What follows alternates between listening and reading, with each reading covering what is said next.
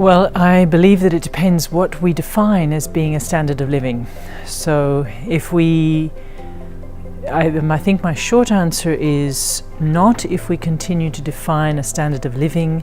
as being a set of expectations and norms around consumption, individual consumption, around gaps between rich and poor, around a set of norms and assumptions about growth or prosperity linked to growth and to the increasing accumulation of material goods and materials, and because of that as the underpinning value of economic merit or economic value or economic wealth, therefore the forgiveness of obsolescence and waste. So do I believe that that's sustainable? No. I believe that that's a model designed for a world in which there is an assumption that there are no limits. I also think we are assuming, we have a couple of assumptions that are traveling side by side and that are not connected, which is that we can continue to expand as a population, as a species, within a planet as if it has infinitely expansive boundaries to hold us, and at the same time hope and expect that every human being in that expanding population should have a set of expectations to live with a standard of wealth set at aspirational targets, perhaps promoted by media, of the very wealthy. And I think there are a set of disconnects there that are fundamentally wrong. We need to learn to live differently with a notion of value. I don't think that means that we need to let go of a notion of standard of living and well-being. I think we need to reframe what we understand by value, well-being and prosperity, and ultimately reframe for ourselves what is it that matters most. That we still have a planet to live on, that we can continue, that there is equity and equality in the way in which human beings live with one another, that there is a relationship between us and the environment in which we live and the other species on which we are codependent. If you reframe that as a standard of living, yes, I believe it's possible, but it's a very significant mental switch.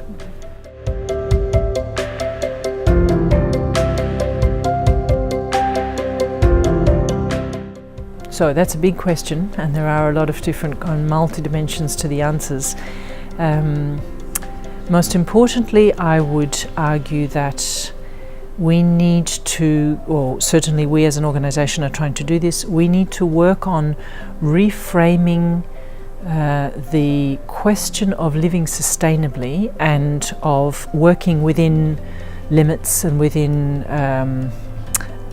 and in interdependency with the environment we live in, as the core object of design and of concern of the whole financial system. So for me, one of the keys to mobilizing the capital we need is to redesign the financial system to bring within its purview the question of the sustainability of human existence, not the sustainability of individual businesses, or more importantly the growth and return on investment in short time frames with significant multiples of individual businesses. If we were to do that, and indeed those of us who are working to try and put in place the innovations to make that both possible and accessible to a set of normative changes, then we have a financial system working and aligned with our ultimate interests. Now, what that means is bringing demand finance to bear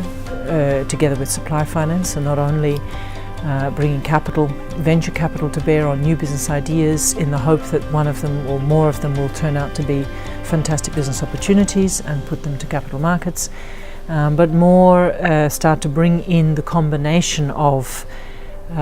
the financing mechanisms to do with land value, to do with offtake agreements, to do with consumer and industrial demand, to do with pricing in the value of what it is that we are putting at stake, reversing the discounting mechanism. So instead of discounting the future in favor of the present, start to think about how would we begin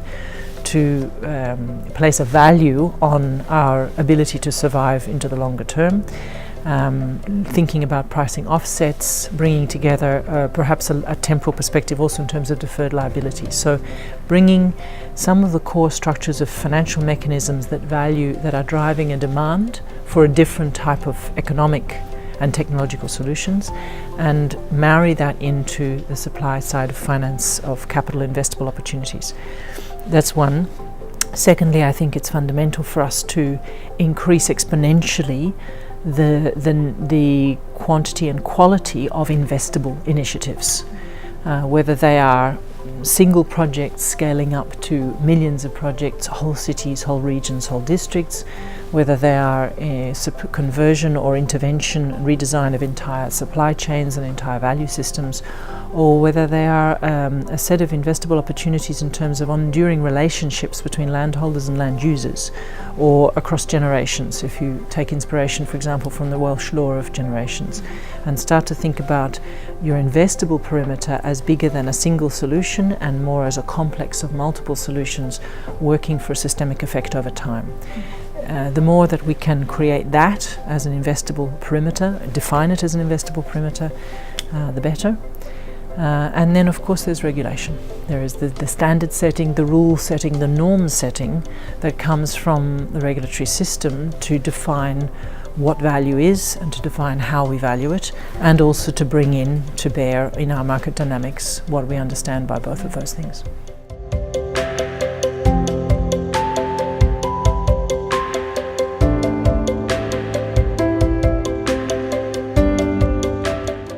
For us, the core objective is systemic change, and it's valid across all. What we have seen from our nearly 10 years of operation is that that innovation, research and innovation very often defaults to single point solutions, technology focused or technology optimistic solutions, and very often actually incremental solutions. And they are traveling in silos, or we have energy substitution, we have particular solutions around algae plants or water treatment or biomass.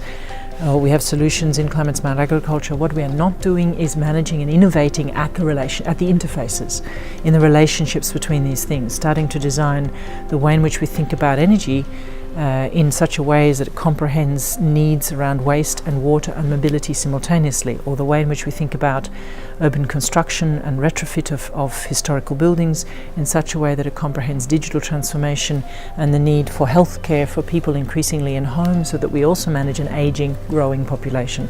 So there are sets of relationships that we have an opportunity to design for. For Climate KIC, that is our core focus, to place innovation or have innovation work on systems transformation and systemic change, so that we are looking for a different approach to innovation, a spread of multiple possibilities, testing different relationships, potential relationships amongst solutions.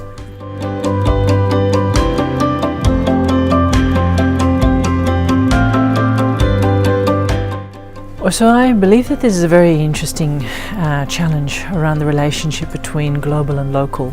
in what we are collectively attempting to do, both from the Paris targets. In fact, the design of the Paris Agreement and the notion of individually determined national contributions and the ratcheting up of contributions is actually a very nice analogy for this opportunity and challenge. Fundamentally, climate change is about changing human beings, human practices, habits, perceptions, values, norms, assumptions, ways of working, living, moving about. It's not changing the world around us, it's changing us. And for us to change, we need to be able to draw upon the sources of innovation and of mobilization that are very often specific to meaning, to identity, to context, to the assets, the resources that we have in individual places, which means that there is a tension between the idea of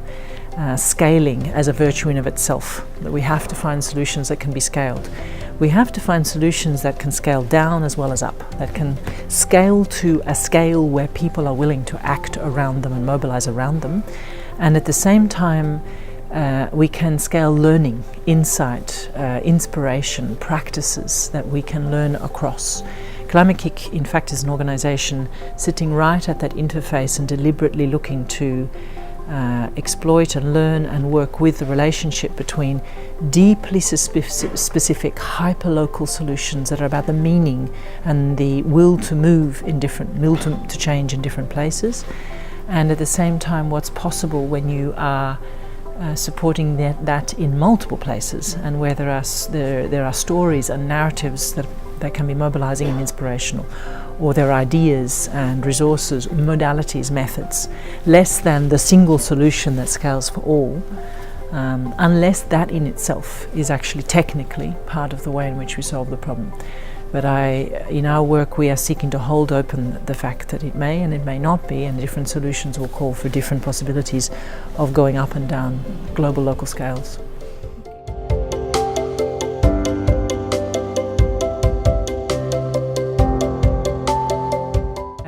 So in terms of technological breakthrough and technological possibility, there is a wealth of opportunity there. There are fantastic and interesting, promising breakthroughs in terms of hydrogen, not only in terms of hydrogen production, but particularly storage and transport, so commoditization of hydrogen as a solution for some of the big, hard-to-abate industries. There are very promising and exciting solutions in working with wood, and particularly with lignin, to be able to use wood in construction for high-rise buildings, or for a degree of flexibility and tensile strength similar to steel. So there's a set of possibilities there. There are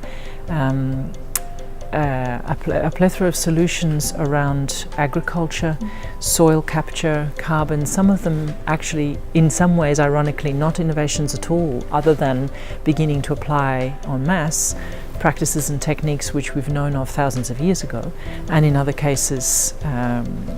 sets of genetic modifications or genetic markers that help move towards biomimicry. In fact, I would say biomimicry is one of the most interesting areas, where we begin to learn how the structure of the organic world, its form and its function, would help us in our own understanding of the use of materials, adapt more effectively or build or mitigate. Things like four-dimensional printing using additive manufacturing techniques to work with the properties of the material world to change itself under different conditions, and that as a mechanism for both climate adaptation, but also eventually in terms of new materials, nanotechnology. My caution, or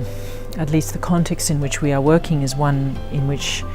technology is essential and it is not everything. And